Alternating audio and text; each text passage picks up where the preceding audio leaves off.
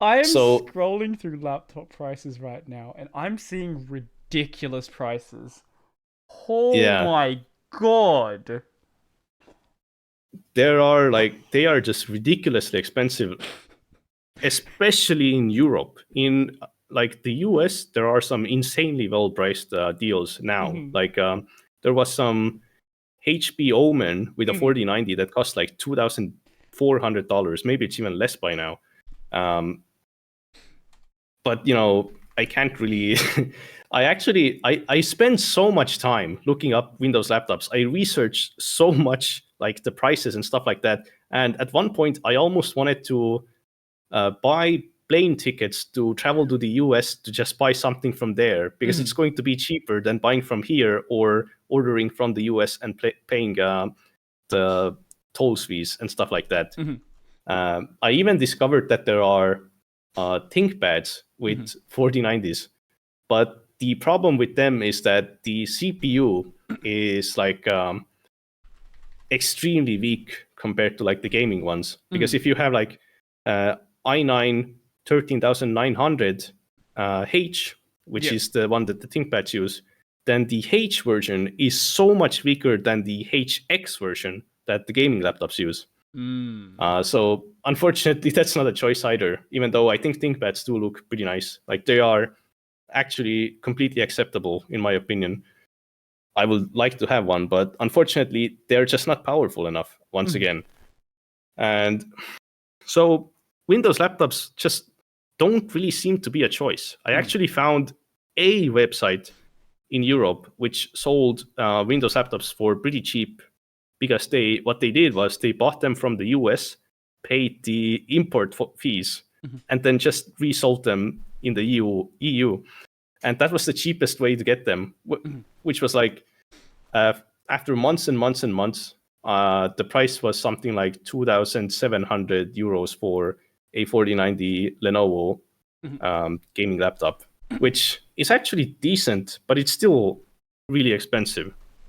Um, well, I'd say it's a fair price, but the thing is that Windows laptop Windows laptops have their own issues. For example, fan noise, extreme power draw, um, like overheating issues, thermal throttling, things like that. So even if I pay like 3,000 euros for a powerful Windows laptop, it's not going to be a great experience. Essentially, This goes back to what I said earlier, where they use the same chassis for the bottom of the stack and the top of the stack.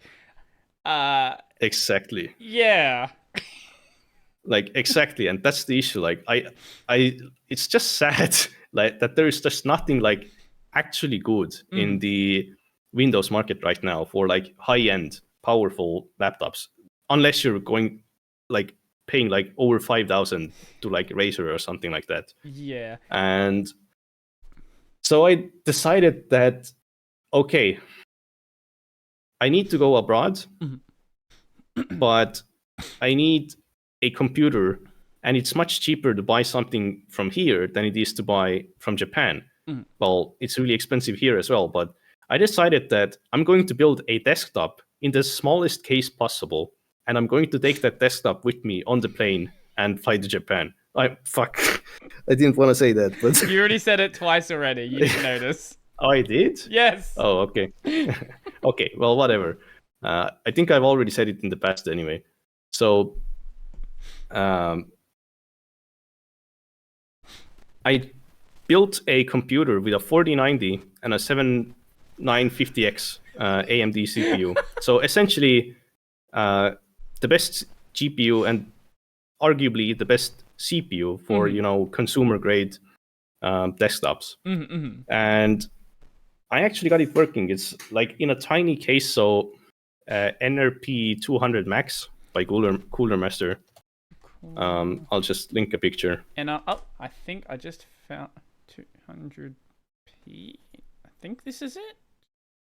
You said NRP two. Wait, NR 200p. Yes. Did I hear you wrong? Yes, Yeah, I found it. Okay. NR 200 Max, like a tiny case like this, Yep. Yep. and it barely fits the 4090. It's like from edge to edge. It's like it's essentially that PC is completely full of stuff.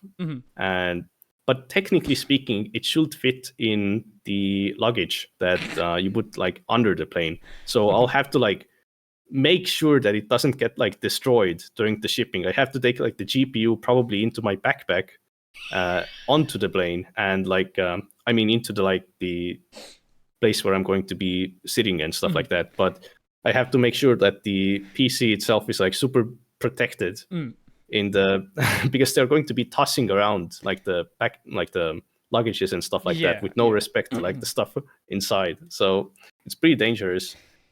But I got it working, and it's pretty nice. Except that I still wish that it was more powerful. Like it's really disappointing in the sense that it's really good, it's really powerful, but I still have like even simple editing like situations where it's lagging, in the sense that this already might be like it most likely is like optimization issues with like DaVinci Resolve and stuff like that. But DaVinci Resolve is like supposedly the most optimized piece of software for like general editing there is. So and like I mentioned, there is no like proper manual caching, like direct caching for DaVinci Resolve. So I have to rely that on like I have to make sure that when I edit, I have to rely on the fact that the hardware is powerful enough to play everything real time without lag. But it's just not possible yet with this build. Most of the things I can do with no lag, but for example, if I do a fade, like just a fade transition between two 4K 60 FPS clips, for some reason in certain scenarios that lags. And like, for example, some motion graphic based transition effects and things like that, most of the time they're fine, but occasionally they lag. And for example, recently I'm editing a clip for the 5 years of learning Japanese video, and it's just a 4K 60 FPS OBS recording that's like an hour long, and I'm like cutting it into smaller pieces. And okay, like when I try to like scrub through it or like jump to certain places, I sometimes need to wait like 0.5 to like 3 seconds for it to like respond. And it might not seem like a big deal, but when I'm going between like short clips, like potentially like 0.3 seconds long, and jumping between those, then every single piece of lag is going to slow me down so much that it's whenever the 5090 is going to come out, I'm probably going to instantly buy it.